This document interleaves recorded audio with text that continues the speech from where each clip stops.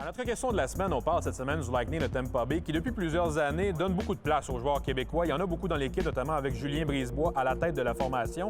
Mais Danny, ça fait plusieurs années que l'attachement entre le Québec et le Lightning existe. En fait, c'est depuis le début. Depuis les tout débuts de l'organisation, on a toujours eu beaucoup de joueurs provenant du Québec. Et parmi ces joueurs-là, il y en a un qui est Jean-Claude Bergeron, c'est un petit gars de Bécomo. Un petit gars de chez nous.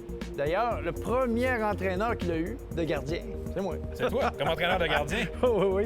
C'est moi, d'ailleurs, qui avait parlé à l'époque à Shawinigan pour qu'il soit repêché dans le junior. Écoute, il venait de Bécomo, là, il jouait dans le midget B. Alors, il y a eu tout un parcours, puis moi, ça m'a quand même touché de le voir avec le Canadien, de le voir poursuivre sa route et de terminer sa carrière avec le Lightning. Bien, en plus de lui, il y en avait beaucoup d'autres des Québécois avec cette formation en 92-93 lorsque le Lightning est arrivé dans la LNH et on se demande combien il y en avait exactement. Est-ce que c'est A, 9, B, 7 ou C, 6? La réponse après la pause.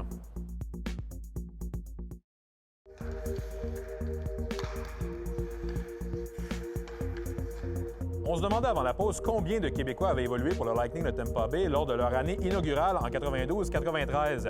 La réponse est A, il y en avait 9, dont Jean-Claude Bergeron, dont tu nous parlais, Danny, avant la pause. Il y en avait une autre en plus. Oui, c'est ça. J'allais dire, c'est 9 ou c'est 10? Ou... C'est 10 à un certain moment. Bien, à cause de la présence de Manon Réaume en match préparatoire. Donc, quand même, c'était un fait historique. Oui, tout à fait. Pour la Ligue nationale et évidemment pour cette organisation. Et pour le hockey féminin en général. Absolument.